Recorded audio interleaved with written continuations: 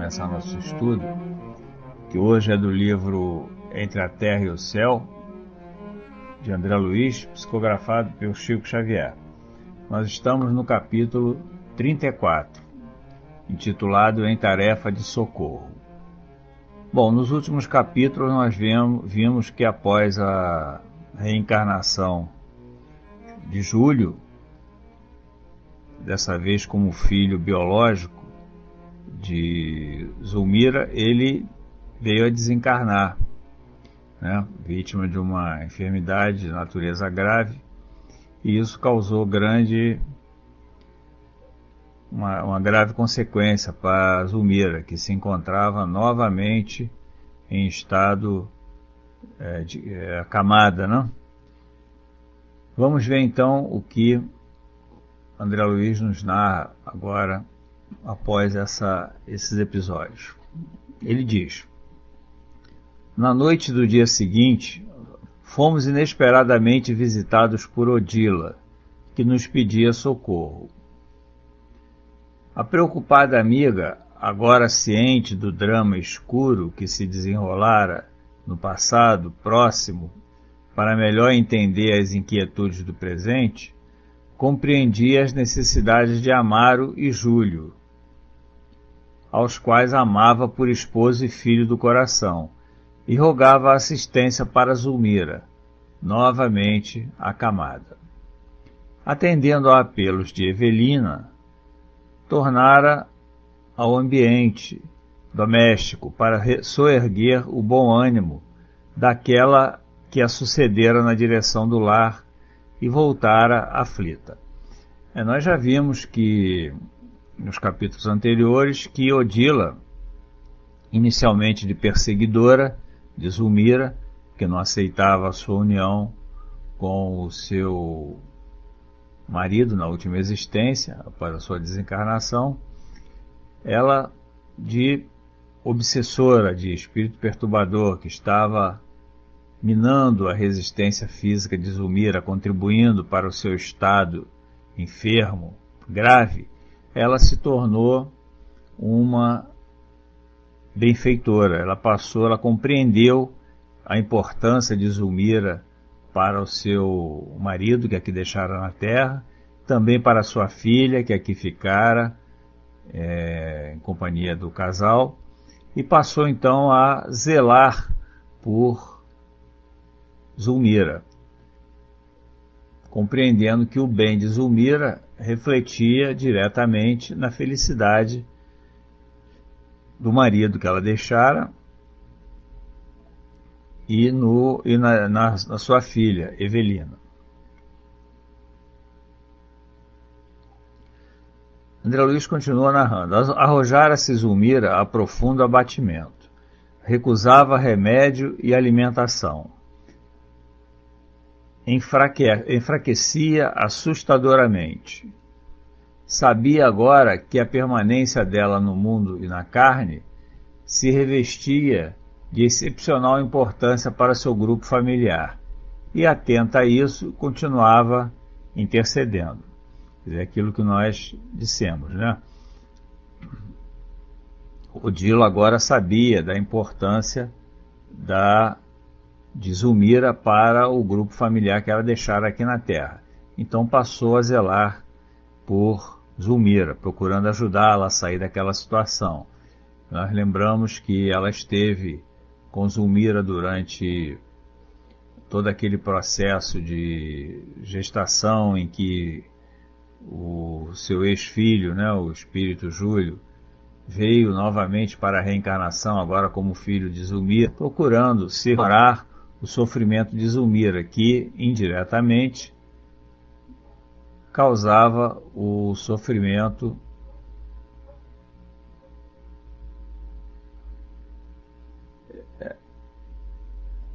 nós lembramos, o Júlio foi o que aquela criança que desencarnou, vítima de afogamento, por desleixo de Zulmira, né, que não teve cuidados com a sua segurança, e que voltou então como seu filho. Ela o recebeu nos braços como seu filho, para aquele processo de reajuste. Mas Júlio precisava também passar por essa experiência de uma curta existência, porque ele trazia as marcas de um suicídio realizado em existências pretéritas. Então, ele, aliás, por duas oportunidades, né? Então, ele precisava desse resgate, precisava passar por essa expiação. E então viu frustrada a sua nova tentativa de reencarnação. Para purgar aquelas marcas que ficam no perispírito, quando o espírito se entrega a essa prática equivocada do suicídio, né? Então, essa curta existência de Júlio foi importante para ele, tanto que nós vamos ver que ele já estava no mundo espiritual em condição melhor do que a que ele se encontrava antes de reencarnar. E André Luiz continua então sua narrativa. A rápida informação da mensageira impressionava e comovia pelo pelo tom de amorosa aflição em que era vazada. Não nos delongamos na resposta. Era mais de meia-noite, na cidade, quando atravessamos a porta acolhedora da casa do ferroviário, que desde muito constituía para nós valioso ponto de ação.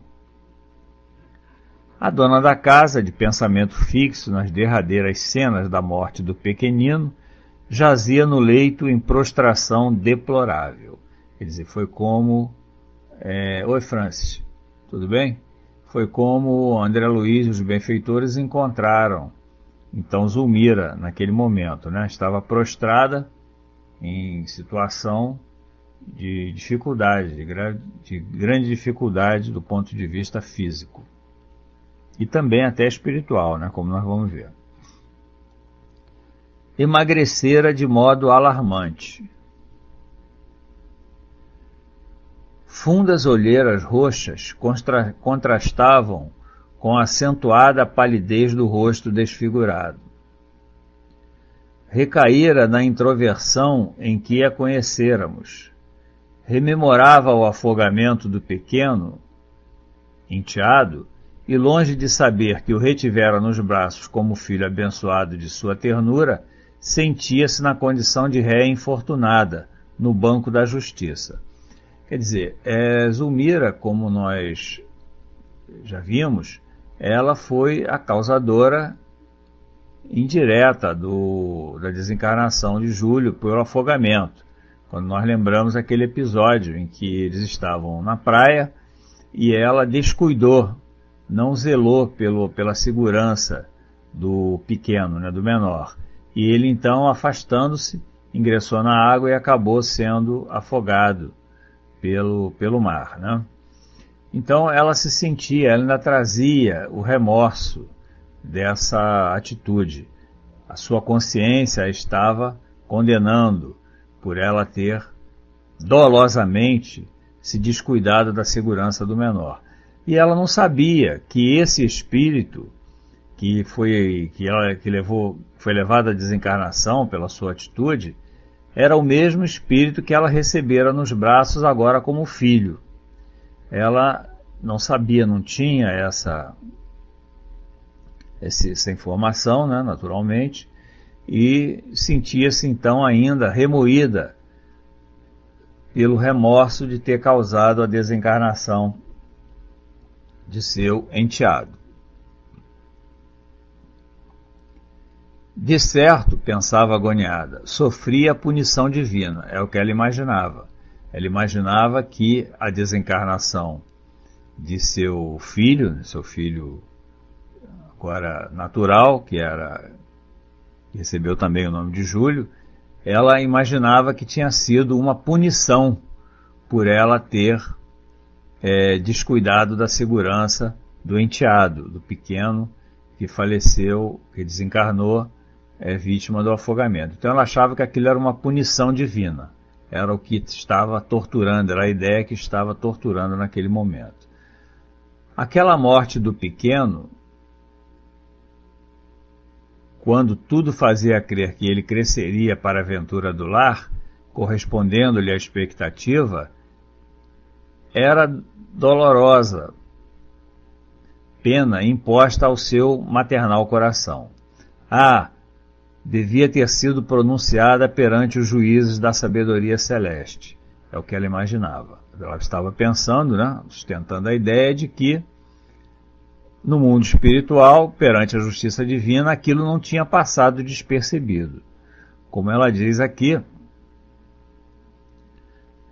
fora sem dúvida identificada pelos tribunais de 1000 olhos do direito incorruptível, ou seja, que é a justiça divina. Não amparara convenientemente o filhinho de Odila, relegando-o a intencional abandono. Agora, perdia inexplicavelmente o rebento que lhe definia a esperança no grande futuro. Olha aí. Então ela estava ainda sentindo-se punida com a perda do seu filho por ela ter negligenciado dolosamente na segurança do enteado que desencarnou vítima do afogamento. Valeria erguer-se e disputar aquilo que para ela representava a dor de viver? Reconhecia-se esmagada. O complexo de culpa retomara-lhe o cérebro e enfermara-lhe o coração. Quer dizer, ela estava então condenada pela sua consciência, que não a estava permitindo que ela tivesse paz. Ela considerava-se então punida com a perda de seu filho natural, seu filho biológico, por ter negligenciado e causado indiretamente a morte do seu enteado alguns anos atrás. Ela nessa situação em que ela se encontrava. Reparamos que diversos medicamentos se alinhavam à cabeceira, mas nosso instrutor, examinou-os, auscultou a doente e informou: o remédio de Zulmira é daqueles que a farmácia não possui. Virá dela mesma. Precisamos refazer-lhe a esperança e o gosto de viver. Descontrolou-se-lhe de novo a mente. Desinteressou-se da luta e a abstenção de alimentos acarreta-lhe a inanição progressiva. Quer dizer, então, o mal dela, na verdade, era de natureza espiritual. O organismo físico estava padecendo como consequência da sua desarmonia espiritual, como disse aqui o assistente Clarencio. O remédio que ela precisava, a farmácia não possui, viria dela mesma, ou seja, era preciso que ela se refizesse, que ela se auto-perdoasse, que ela praticasse o perdão a si própria e refizesse a sua vida, procurando resgatar do modo que fosse possível aquele seu erro do passado, aquele crime que ela praticara. Mas não era isso que estava acontecendo. Ela estava então desinteressada da vida e, abstendo-se de se alimentar, estava causando um grave desequilíbrio no seu organismo físico. Pois é, Ulisses, ela criou um desequilíbrio emocional para si própria, É por isso que é importante que nós aprendamos a praticar o perdão, não apenas em relação ao nosso próximo, em relação àquele que nos ofende, mas também em relação a nós mesmos. É preciso que nós aprendamos a nos perdoar. É claro que o erro de Zulmira foi grave, provocou a morte do enteado, a desencarnação de seu enteado. Mas, por mais grave que tenham sido os equívocos, nós precisamos aprender a nos perdoar, saber que aquele erro que nós cometemos foi resultado do nosso momento espiritual, da nossa situação evolutiva de então, e que nós não erramos porque queremos. Nós erramos como consequência, o erro é a consequência da nossa imaturidade espiritual. Então é preciso que nós venhamos entender isso, que nós não fiquemos cristalizados no erro, como estava acontecendo aqui com Zulmira. Ela estava presa a esse erro do passado, punindo-se, e em consequência tinha sido levada a esse estado de grave desequilíbrio físico, né? Acarretando essa doença. E o reencontro com o filhinho? Perguntou Hilário. Não seria o melhor processo de restaurar-lhe o bom ânimo? Quer dizer, reencontrar com o filho que também desencarnara recentemente. É o que esperamos, concordou o ministro. Todavia, Júlio, na fase que atravessa, requisita pelo menos uma semana de absoluto repouso, e até lá é indispensável entreter-lhe as energias. Quer dizer, então, o seu reencontro com o filho desencarnado, né, com o espírito, seria proveitoso para ela, mas Júlio ainda não estava em condição, era apenas o dia seguinte da sua desencarnação. Ele precisava ainda se refazer, né? Precisava se reequilibrar, readquirir o seu equilíbrio, a sua consciência, porque após a desencarnação nós sabemos que o espírito passa por esse momento de perturbação, esse momento de desequilíbrio que é variável, conforme o seu estado evolutivo, conforme a sua situação espiritual, conforme as circunstâncias que o levaram à desencarnação. Então é preciso que ele tenha um tempo, era preciso que Júlio tivesse um tempo para se refazer, para se reequilibrar, para então que ele pudesse então reencontrar com a sua mãe, Zulmira. Em seguida, Clarencio entrou em ação, aplicando-lhe recursos magnéticos com o nosso humilde concurso. A tensão nervosa de Zulmira, porém, atingira o apogeu, e apenas conseguimos sossegá-la de alguma sorte sem conduzi-la ao sono reparador, que seria de desejar. Quer dizer, através do passe magnético, os benfeitores conseguiram que ela se acalmasse um pouco, mas não conseguiram que ela fosse levada a um sono reparador que era tão importante e tão necessário naquele momento, para ela refazer os seus pensamentos, refazer suas ideias e refazer-se emocionalmente e fisicamente, né? Odila, fortalecida, tomava aos seus cuidados quando fomos defrontados por imprevisto fenômeno.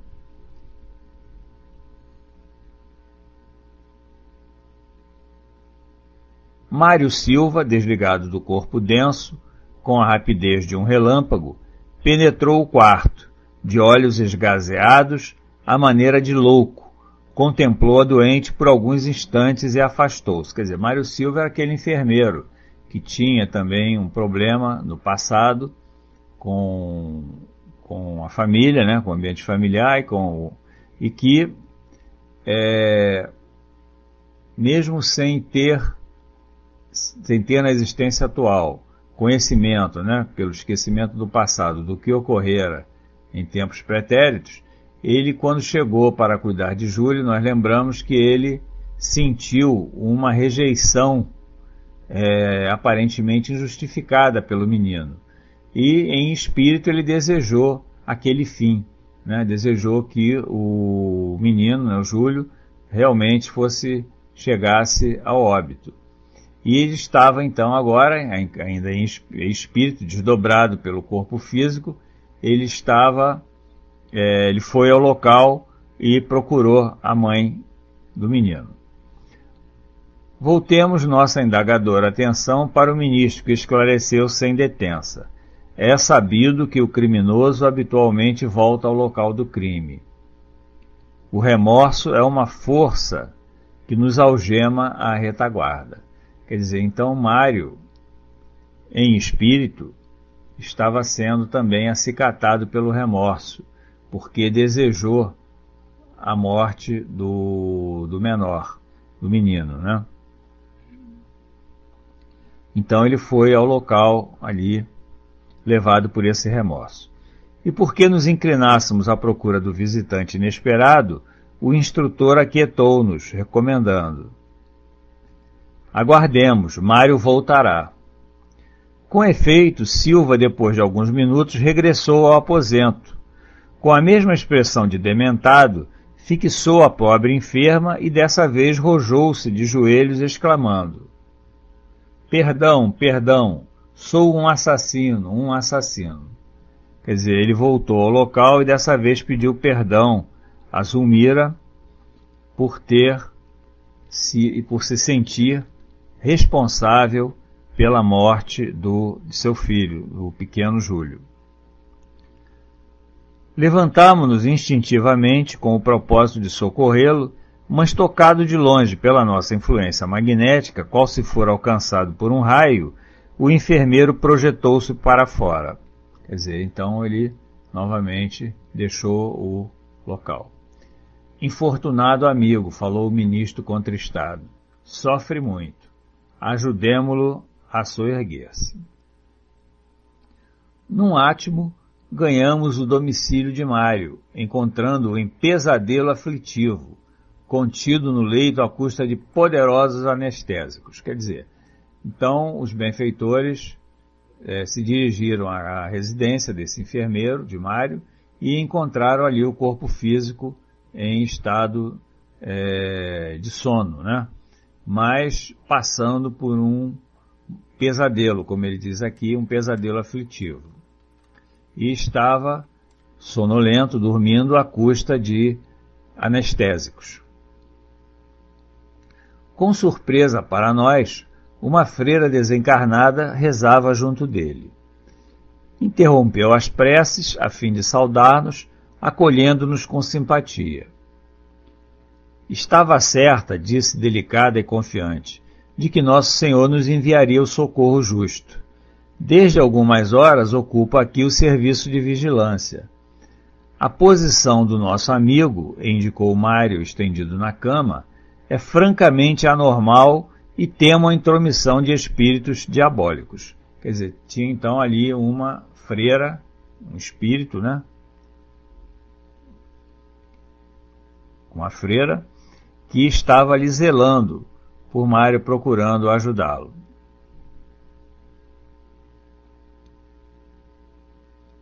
Clarence assumiu o aspecto de simples visitante, vulgarizando-se ao olhar da religiosa, que se sentia evidentemente encorajada com a nossa presença.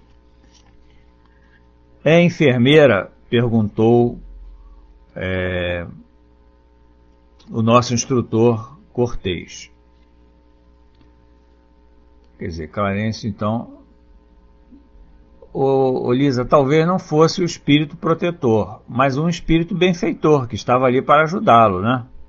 Nada indica que seja o seu espírito protetor, mas era um espírito, nós vamos ver, aliás, deixa claro aqui no texto mais tarde, que era integrante de uma equipe de espíritos católicos que também faziam esse trabalho de assistência espiritual.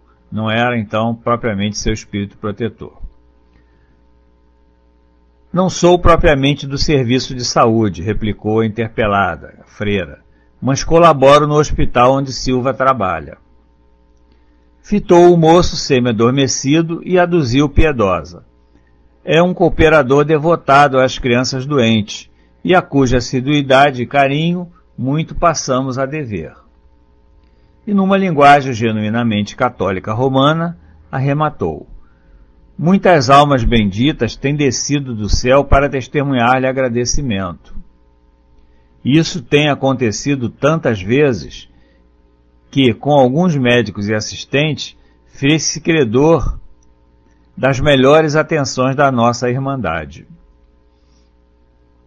Quer dizer, então ela está dizendo aqui que vários espíritos têm vindo do plano espiritual, né, na sua linguagem, descido do céu, que é uma linguagem, como diz aqui o André Luiz, uma linguagem católica, né? Ela diz que vários espíritos têm descido do céu para testemunhar o agradecimento. Quer dizer, Mário, apesar da sua personalidade ainda impulsiva, ainda com muitos sentimentos inferiores trazidos do passado, ele era um espírito que tinha crédito, era um espírito que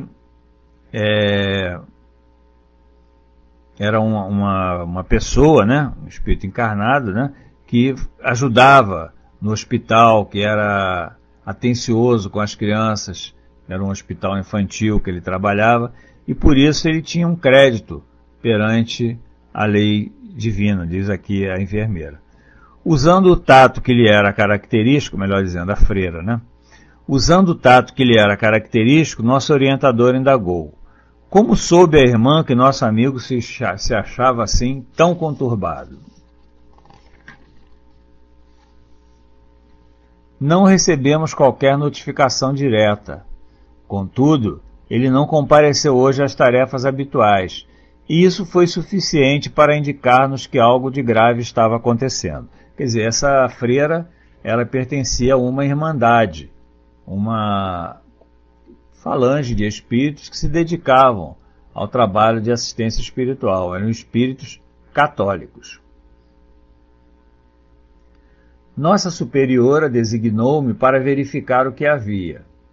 Desde então estou presa, de vez que não supunha a existência de tantos espíritos das trevas na vizinhança. A palavra da freira saturava-se de tanta bondade espontânea e evidenciava uma fé pura, tão encantadoramente ingênua, que a curiosidade me espicaçou o íntimo. A tentação de pesquisar o fascinante problema daquele caridoso esforço assistencial me constrangia a interferir no assunto, mas um olhar de Clarencio bastou para que Hilário e eu nos mantivéssemos em respeitoso silêncio. É comovente pensar na sublimidade da sua missão, depois de ausentar-se do corpo terrestre, falou o ministro bondoso, talvez provocando alguma elucidação direta capaz de lhe satisfazê-lo. Quer dizer, ele falou, estava se referindo à freira. Sim, trabalhamos sob a direção de Madre Paula, informou a interlocutora, que nos explica ser a enfermagem nas casas públicas de tratamento uma forma de purgatório benigno, até que possamos merecer novas bênçãos de Deus. Quer dizer, então é como aqueles espíritos viam os hospitais, né, de socorro, né? Eles viam como uma forma de purgatório benigno, até que os espíritos pudessem, então, se refazer. Pois é isso aí, todo bem não se perde, mesmo com o seu temperamento impulsivo, como eu disse, ainda um tanto agressivo, que Mário vem demonstrando aqui no curso da história, ele tinha méritos, ele tinha um trabalho a apresentar, ele trabalhava no bem, ele se dedicava ao trabalho de socorro, ao serviço de enfermagem. Então, com isso, ele tinha conquistado crédito para ser socorrido por essa equipe de espíritos benfeitores que se dedicavam a essa tarefa.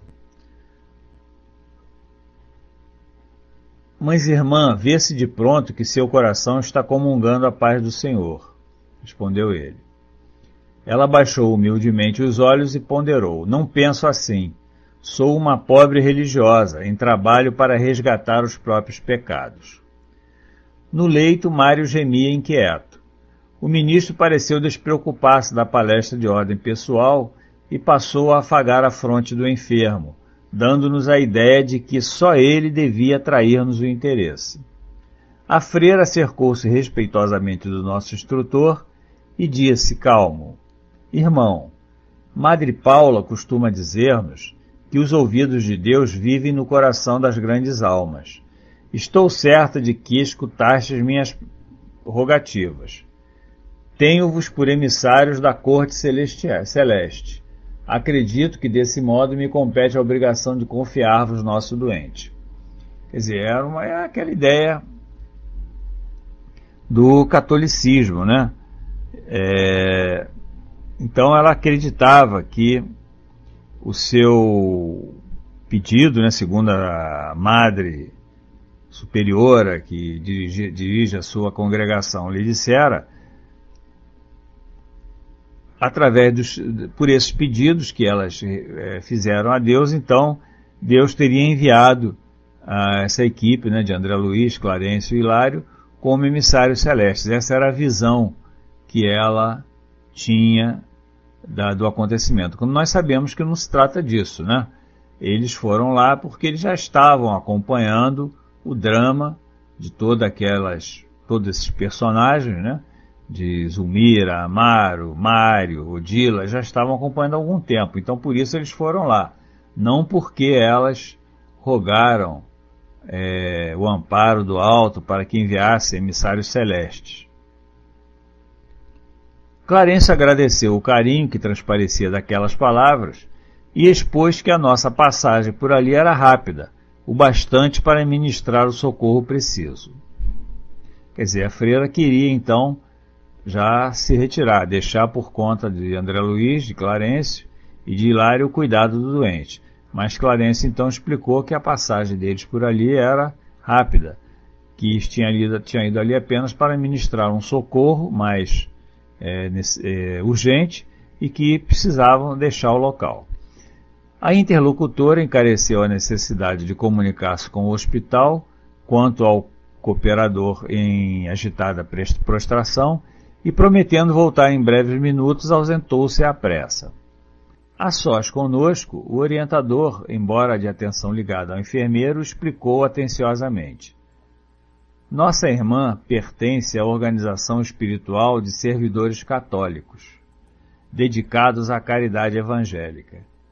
Temos diversas instituições dessa natureza, em cujos quadros de serviço inúmeras entidades se preparam gradualmente para o conhecimento superior. Quer dizer, então,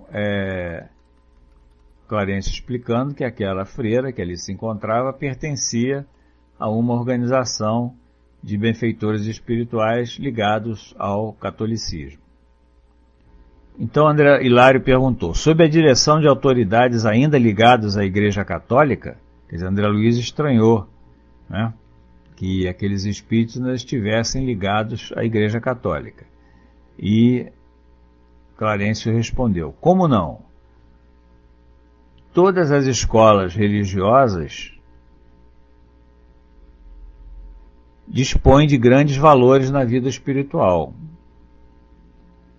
Como acontece à personalidade humana, as crenças possuem uma região clara e luminosa e uma outra ainda obscura. Em nossa alma, a zona lúcida vive alimentada pelos nossos melhores sentimentos, enquanto que no mundo sombrio de nossas experiências inferiores habitam as inclinações e os impulsos que ainda nos encadeiam à animalidade. Nas religiões, o campo da sublimissão está povoado pelos espíritos generosos e liberais, conscientes de nossa suprema destinação para o bem, ao passo que nas linhas escuras da ignorância ainda enxameiam as almas pesadas de ódio e egoísmo. Quer dizer, o que a gente pode entender daqui? Que o bem não tem religião, né? O bem não é privilégio, não é um monopólio exclusivo de nenhum segmento religioso.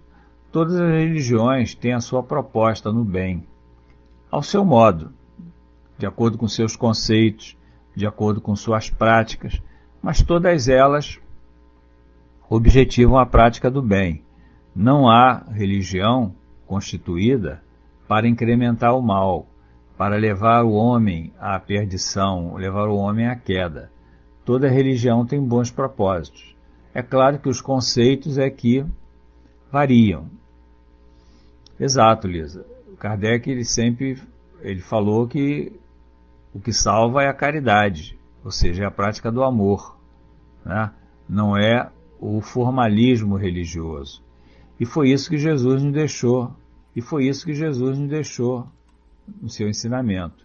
Quando perguntado pelo doutor da lei o que precisava fazer para adquirir o reino dos céus, Jesus não indicou o caminho religioso. Ele não apontou o caminho do religiosismo, mas apontou o caminho do amor, da prática do amor. A Deus, antes de tudo, e ao próximo como a nós mesmos. Então, todas as religiões têm também a sua falange de espíritos dedicados à prática do bem, como era o caso aqui dessa equipe que estava socorrendo Mário. E sorrindo, o ministro acentuou: achamo-nos em evolução, e cada um de nós respira no degrau em que se colocou. Ela, porém, terá penetrado a verdade com que fomos surpreendidos depois da morte? Perguntei, intrigado, diz André Luiz. Quer dizer, ela terá penetrado nessa realidade porque nós sabemos que o ensinamento católico para o que acontece com o espírito após a morte do corpo físico é bastante fora da realidade, do que realmente acontece, que os espíritos testemunham. Então, ela ainda não tinha granjeado esse conhecimento, ela ainda não tinha adquirido esse entendimento. Então, respondeu o Clarencio: cada inteligência recebe a verdade a porção que se pode reter. Ou seja, recebe da verdade a porção que pode reter. Quer dizer, o esclarecimento, o conhecimento da verdade, ele vai sendo ministrado à medida que nós vamos progredindo, né? E muitas das vezes em doses homeopáticas, em doses lentas, porque nós não estamos ainda preparados para receber a verdade de uma maneira mais ampla. Por isso as revelações, elas são graduais, elas são gradativas.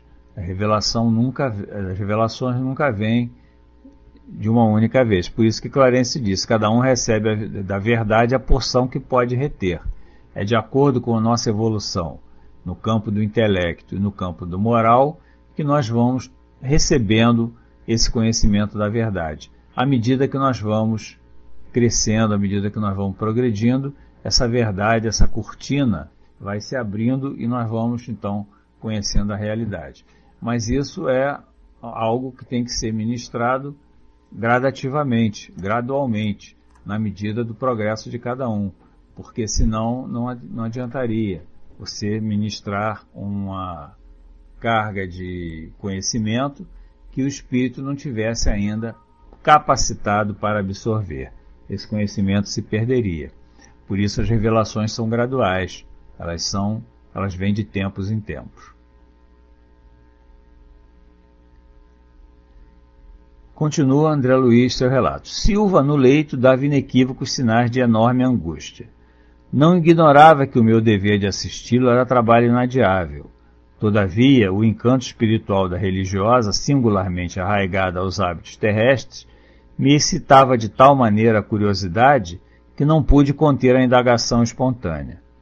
Quer dizer, André Luiz estava ali estranhando, né, que aquela religiosa ainda estivesse tão presa aos hábitos religiosos, do formalismo religioso terrestre. Mas essa freira sabe que deixou o mundo, sabe que desencarnou e prossegue assim mesmo, como se via antes? Quer dizer, mesmo ela sabendo que já não era mais freira, que já tinha deixado aqui aquela condição aqui na Terra, né, aquele título que ela trazia de freira, ela continuava no mundo espiritual se sentindo como tal. E estará informada de que a vida se estende a outras esferas e a outros domínios e a outros mundos, perceberá que o céu ou o inferno começam dentro de nós? E o Clarence então respondeu: isso não. Ela não oferece a impressão de quem se libertou do círculo das próprias ideias para caminhar ao encontro das surpresas de que o universo transborda. Mentalmente, revela-se adstrita às concepções que elegeu na Terra, como sendo as mais convenientes à própria felicidade. Quer dizer, porque na realidade a desencarnação, ela não provoca uma mudança repentina, súbita, radical no espírito, né? Então, se ela mantinha essas crenças aqui na Terra, ela chegou ao mundo espiritual sustentando as mesmas crenças. ela ainda não estava preparada para receber a verdade tal como ela se apresenta, né? Conhecimento de outras esferas, perceber que o céu e o inferno são estados de consciência. Ela continuava, então, acreditando que o céu e o inferno eram regiões delimitadas no mundo espiritual, onde os espíritos cumpririam suas penas de modo definitivo. Quer dizer, todas essas crenças que ela adquiriu aqui como freira, ela as mantinha no mundo espiritual. E ninguém a incomoda aqui por viver assim distante do conhecimento real do caminho, estranhou André Luiz, né? Como é que ela pode viver assim tão afastada da realidade, estando presente, vivenciando uma realidade totalmente diferente do que o seu ensino religioso transmite? E Clarencio explicou: antes de tudo, deve nossa irmã merecer-nos a maior veneração pelo bem que pratica. Quer dizer, isso aí é o fundamental, né? O modo, a crença que leva aquela pessoa ao bem é de somenos importância, não é o mais importante, é o meio. O que importa é o fim, né? É o fim, que é o bem, a prática do bem. Então, se ela estava se dedicando à prática do bem, ainda que movida por uma crença equivocada, não condizente com a realidade do mundo espiritual, isso não tinha maior importância. O que importava é que ela estava se dedicando ao bem, como disse aí Clarencio. Com a mesma tolerância, dentro da qual ele tem esperado por nossa mais elevada compreensão, aguardará um melhor entendimento da nossa amiga, está se referindo a Deus. Cada espírito tem uma senda diversa a percorrer, assim como cada mundo tem a rota que lhe é peculiar. Quer dizer, o tempo, o momento dela entender essa realidade que a doutrina nos ensina, chegará, né? Os espíritos disseram que o espiritismo ele é o futuro das religiões. Ele vai passar a nortear todo o processo religioso. Por quê? Porque ele expressa a verdade. A verdade é uma só. A verdade ela prevalece mais cedo ou mais tarde. Mas isso demanda tempo, demanda evolução. É preciso que os espíritos progridam, que os espíritos adquiram maturidade, se capacitem para receber esse entendimento. E fixando-se com particular atenção, observou: a maior lição aqui, André, é da sementeira que produz, inevitável. Mário Silva, na posição de enfermeiro, não obstante a ruinosa impulsividade em que se caracteriza, tem sido prestimoso e humano, tornando-se credor do carinho alheio. Segundo vemos, não é um homem devotado às lides religiosas. É irritável e agressivo. De ontem para hoje chega a sentir-se criminoso. Entretanto, é correto cumpridor dos deveres que abraçou na vida e sabe ser paciente e caridoso no desempenho das próprias obrigações. Com isso, granjeou a simpatia de muitos e encontramo-lo fraternalmente guardado por uma freira reconhecida. Quer dizer, então, o que importa, a lição que fica desse episódio, diz Clarencio, é que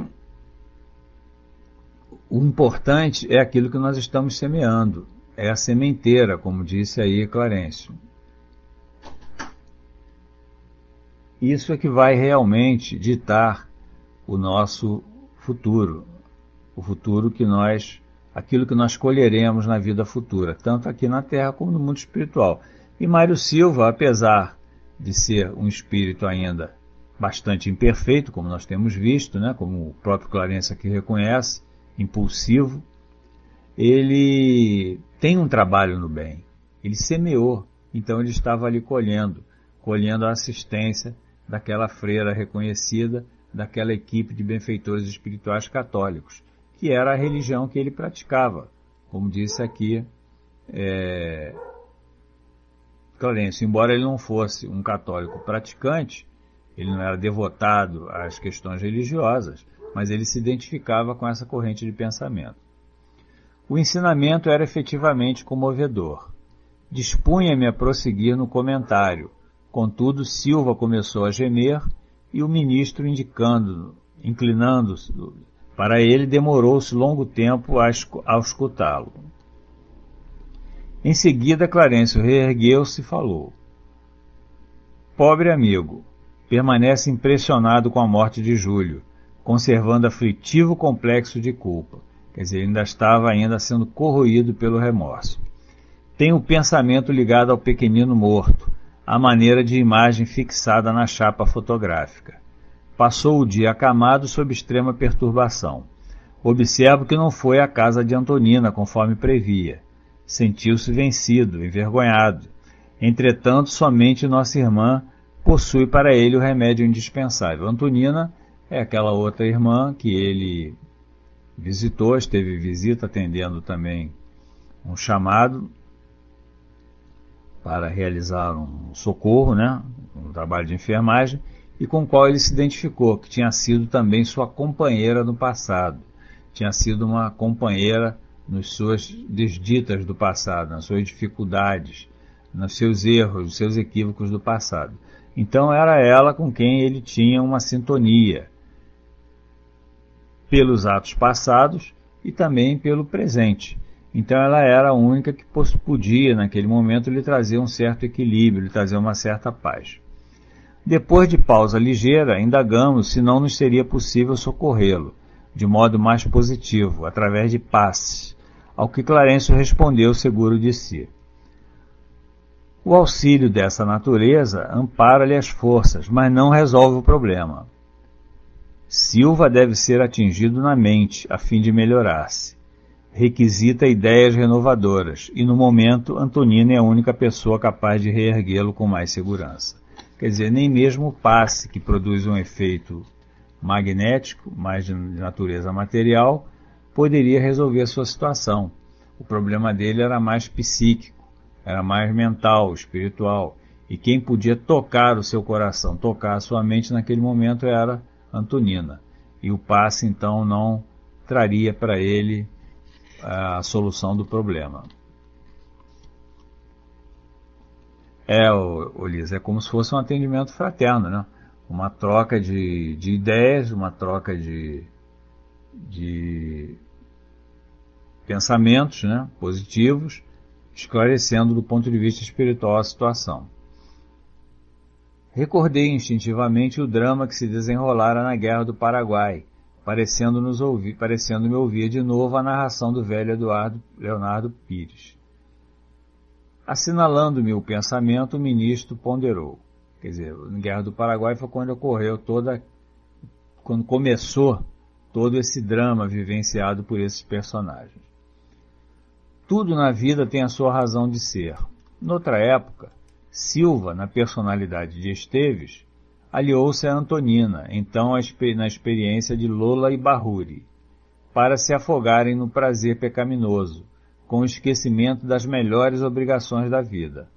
Atualmente estarão reunidos na recuperação justa.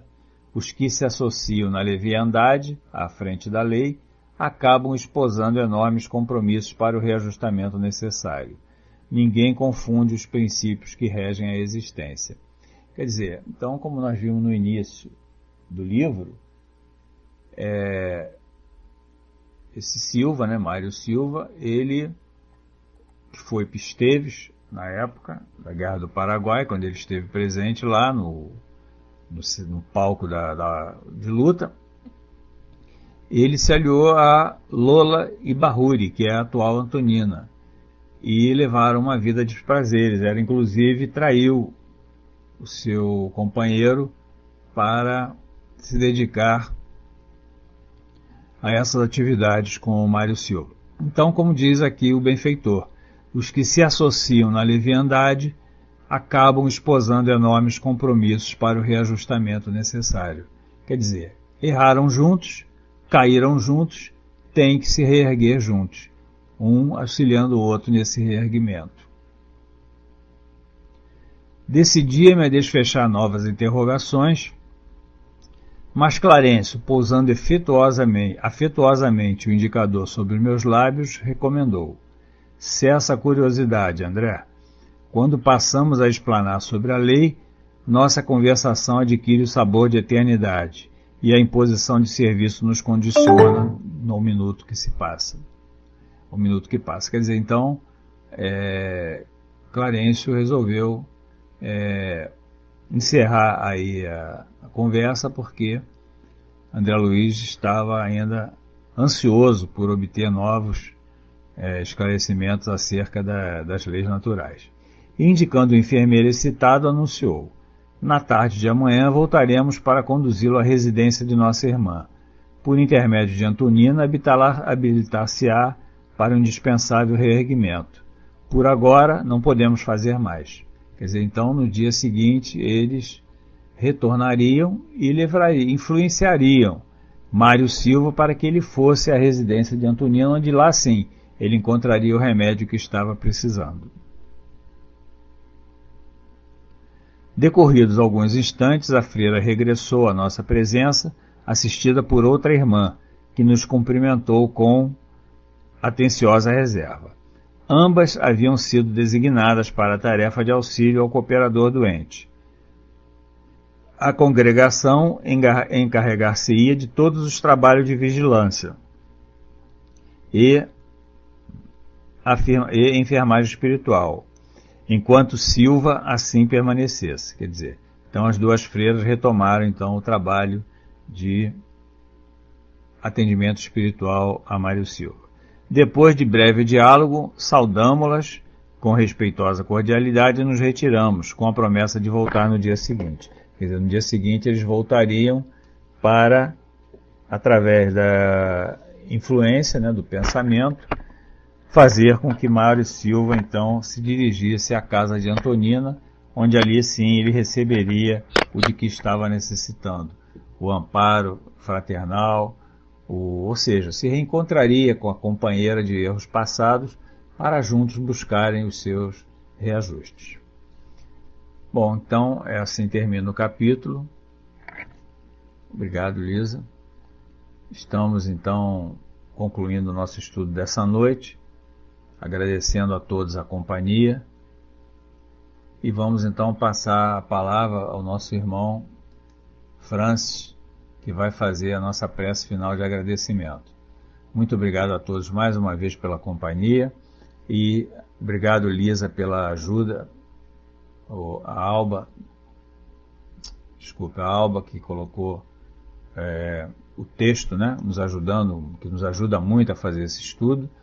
E até então uma próxima oportunidade, se Deus quiser. Fiquem todos com Deus. Ok, Sérgio. Então, obrigado aí pelo seu estudo. Muito bom, muito elucidativo, né? Essas obras de André Luiz, essas histórias, esses dramas, né? Entremeados entre a carne e o espírito, né? Também elucidados, também explicados e trazidos aqui para nossos estudos. Muito bom, Sérgio. Obrigado aí pela sua preciosa colaboração de sempre. Ok, amigo? Bom, vamos então elevar nossos pensamentos a Jesus, a espiritualidade amiga, e agradecer, né, por mais uma vez estarmos aqui reunidos para esses estudos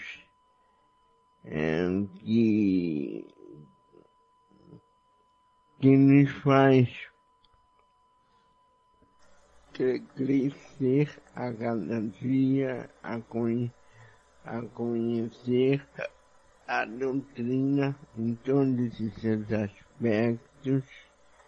E, enfim, Jesus, que possamos assim persistir nesses ideais de busca, de aprendizado, enfim, de crescimento de nosso espírito. E assim, Senhor, que possamos, em Seu nome, em nome dessa espiritualidade amiga, e sobretudo em nome de Deus, que possamos dar por encerrado o estudo da noite de hoje. Graças a Deus que assim seja, e uma boa noite de sono confortante e reparador para todos.